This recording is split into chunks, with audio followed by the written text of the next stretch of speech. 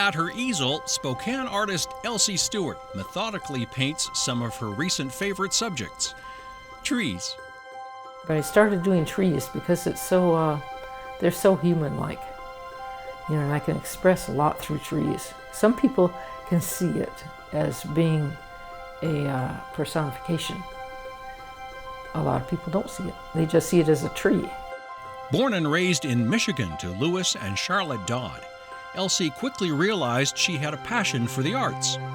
With both parents being artistic, they raised their children in a household that celebrated that. My mother, she played violin, and in her younger days, she tap danced with her sister. My dad, he was an artist. He'd encourage me and the rest of my siblings, and we all became artists, actually, or musicians. Elsie, after pursuing an education in art, hitchhiked and settled in Spokane in the early 1970s, bringing with her an artistic sensibility that has grown through the years. Since beginning her career as an artist in the late 1960s, Elsie, also known as EL, began using her initials to identify herself so she wouldn't highlight her gender. I found that if I used my initials, it worked a lot better for me for getting into any kind of a show. As long as I kept my gender a secret. And it served me well, and I just kept with it all these years. I started out with crayons, of course, but my dad gave me an oil set when I was probably about 12. My dad was a wonderful man. My dad was a figure painter. So we had nudes all over the house. They were everywhere. And I started doing figure, My dad instilled a real love of art and figure painting for me. I just think it's great. And I'll always keep it. I carry it on. I've always painted dark, kind of dark, because I think it's because my dad always painted dark. And that's just the way I learned to do it. And now I'm trying to lighten things up a little bit. So I've been using some of these, oranges and blues things together, and I rather like it.